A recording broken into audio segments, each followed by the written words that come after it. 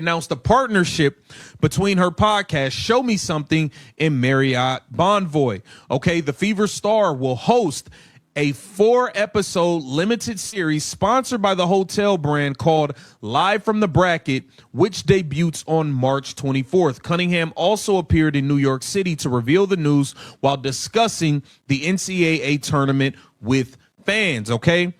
Here she said, it's almost that time for March Madness, Cunningham said. We are excited to be teaming up with Marriott Bonvoy for Live from the Bracket. So we are here in New York City to get your college basketball takes. Let's get into it. Sophie Cunningham has just announced a major partnership with Marriott Bonvoy for a 4-episode podcast series called Live from the Bracket, launching March 24th. She is in New York City doing promotional appearances and building her brand, while the Indiana Fever's front office sits on its hands during the most critical free agency period in franchise history.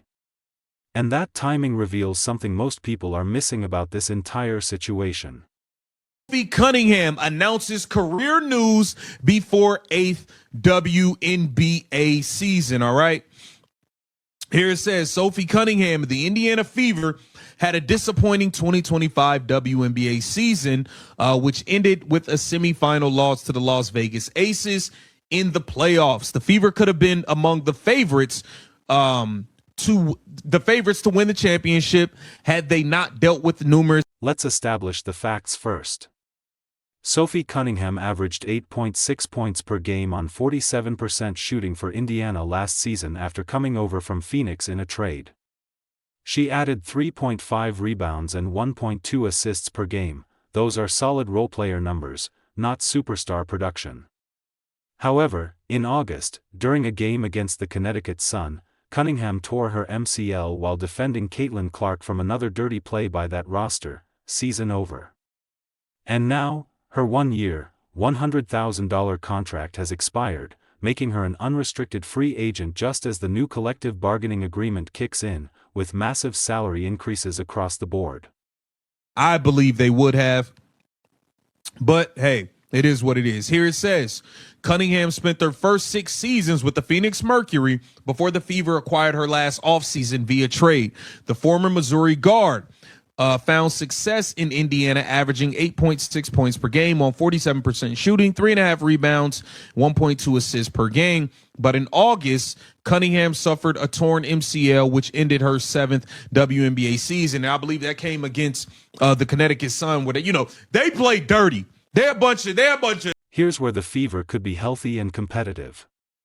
The video creator believes that if the team stayed injury-free and head coach Stephanie White got out of Caitlin Clark's way, Indiana would have won the 2025 WNBA championship instead of losing to the Las Vegas Aces in the semifinals.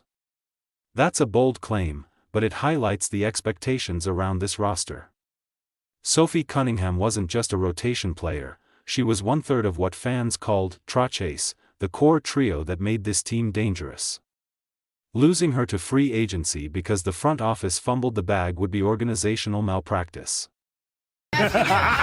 Tune in to our first episode airing March 24th on Marriott Bonvoy's YouTube channel. Live from the Bracket! Man, Sophie Cunningham is making moves. But see, this is what happens, and this is why we got to be careful.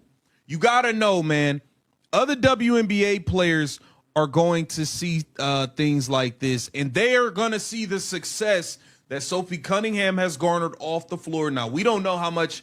We don't know if she's made a couple $100,000. We don't know if she's. But watch what happens when we examine Sophie's off-court trajectory. The moment she defended Caitlin Clark publicly and went after J.C. Shell on social media for that brutal body check, her follower count exploded. She jumped to 1 million followers almost overnight. Suddenly, brands came calling, podcast opportunities materialized, partnership deals like this Marriott Bonvoy arrangement appeared out of nowhere. And none of that happens if she's still playing for the Phoenix Mercury in relative obscurity. The Caitlin Clark effect doesn't just boost ticket sales and television ratings, it transforms the financial reality for every player smart enough to position themselves correctly. Free agents are going to see Sophie Cunningham's off-the-floor success, which a large part of it is because of Caitlin Clark and her association. Let's be clear here. When she defended Caitlin Clark and attacked JC Sheldon in retaliation, okay, she jumped up to 1 million followers so fast. A bunch of free agents are going to see her success off the floor, and they're going to want the same for themselves. But we have to be sure, which is why I need this front office focused and paying attention, because we got to make sure these people are coming with the correct intentions, unlike. Now, here's the problem. The Indiana Fever front office needs to understand that every free agent in the WNBA is watching Sophie Cunningham's success right now. They see the podcast deals, the brand partnerships, the social media growth, and the off-court income that dwarfs her $100,000 salary, and they're doing the math in their heads. If I sign with Indiana and play next to Caitlin Clark, if I defend her on the court and support her publicly, what kind of opportunities open up for me? That calculation is going to drive free agency decisions this offseason in ways the league has never experienced before. To be made, and we don't need people distracted. Like I see Stephanie White is clearly distracted with side quests and side gigs right now. I don't like it, but hey, it is what it is. Sophie Cunningham had a big time announcement. The video creator mentioned Stephanie White being distracted with side quests and side gigs right now, when she should be laser focused on roster construction. That's a legitimate concern during the most important offseason in franchise history. But the bigger issue is player motivation. The Fever need to sign veterans who are coming to Indianapolis for the right reasons, not players like Natasha Howard, who wanted individual MVP recognition, or Dyrus Dantas, whom the creator calls a scammer who hustled the team. They need players who understand the assignment, support Caitlin Clark, play winning basketball, and, yes, benefit from the rising tide that lifts all boats. But the basketball has to come first. Unlike Natasha Howard, who wanted to come and be MVP and all of this stuff, we need people that are coming. We know you're going to reap some benefits. You're going to gain popularity. You're probably going to make some extra off the court money, etc. We need to make sure you are here for the right reasons, though. And I feel like the front office has to do a better job of that. Make no mistake about it. Sophie Cunningham is showing how it's done. Regardless of if part of her plan to join the Indiana Fever was to grow her off the floor brand and get next to Caitlin Clark and etc. Yes, that was her intention from the beginning. Yeah, it was. She even said it. Okay. Sophie Cunningham did it correctly. Even if part of her motivation for joining Indiana was building her personal brand, she admitted that openly, but she backed it up on the court. She passed Caitlin the ball. She played the right way. She set screens, made rotations, knocked down open threes, and, when Connecticut's Sun players went after Clark with dangerous plays, Sophie stepped in physically and took the consequences. She defended her teammate when it mattered, suffered a torn MCL as a result, and earned the respect of Fever fans in the process. That's the blueprint for how this should work. So, what happens next with Sophie Cunningham's free agency becomes a test case for the entire organization. Can the Fever front office retain a key rotation player who helped establish team chemistry and protected their franchise cornerstone?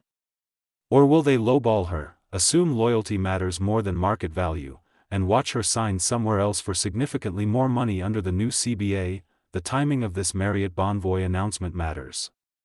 Sophie's in New York City doing promotional work while free agency negotiations are presumably happening behind the scenes. She's building leverage, she's demonstrating her value extends beyond the basketball court, and she's sending a message to Indiana's front office: I have options now. The question is whether the Fever are paying attention. Think about Sophie's position for a moment. Last year, she made $100,000 playing professional basketball. This year, under the new collective bargaining agreement, salaries are increasing substantially across the board. Role players who averaged her production are going to see contracts in the $100,000 to $150,000 range, minimum. But Sophie brings something extra to the table now. She brings proven chemistry with Caitlin Clark. She brings a willingness to play physical defense and protect teammates. She brings a social media following that helps with team marketing. And she brings off-court earning potential that makes a franchise more attractive to other free agents who see what's possible. The video creator worries that some team might offer Sophie something crazy that wouldn't be logical for Indiana to match. That's a real possibility, but it's also a risk the Fever created themselves by only signing her to a one-year, $100,000 deal in the first place. They should have locked her up for multiple years when they had the chance. Now they're negotiating from a position of weakness while Sophie holds all the cards. Here's what makes this particularly interesting from a league-wide perspective. Sophie Cunningham's success story is going to be studied by every agent representing a free agent this offseason. The pitch writes itself: sign with Indiana, play next to the biggest star in women's basketball, defend her publicly when the moment calls for it, and watch your off-court opportunities multiply. That's not cynical. That's just smart business in a league where player salaries still don't reflect the revenue being generated, but there's a flip side the Fever need to be careful about. Not every player who wants to join Indiana is coming for the right reasons. Some will see dollar signs and social media followers without understanding that the basketball production has to justify the attention. The front office needs to be sophisticated enough to identify players who can actually contribute winning basketball while also benefiting from the Caitlin Clark halo effect. That's a harder evaluation than it sounds. The Connecticut Sun situation adds another layer to this story. Sophie tore her MCL in a game against Connecticut after multiple dirty plays throughout the season.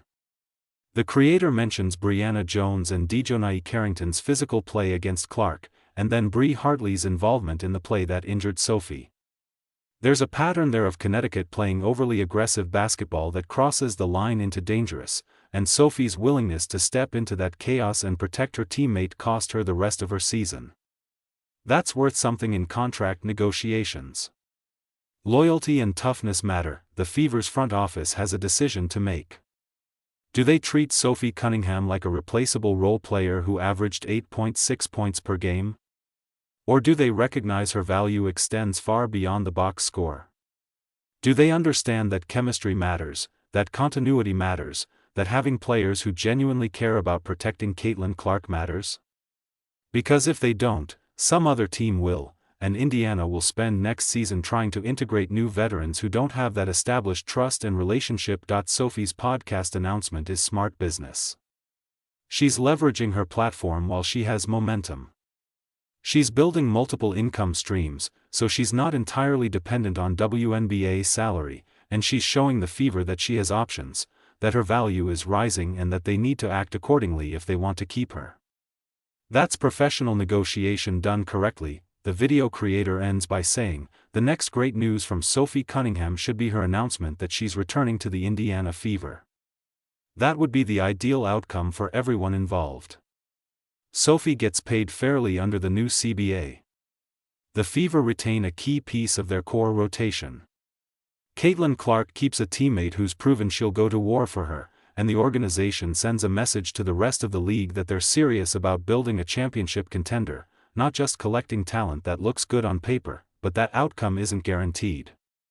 It requires the Fever's front office to be proactive, to understand market value under the new CBA, and to prioritize players who fit culturally with what they're trying to build.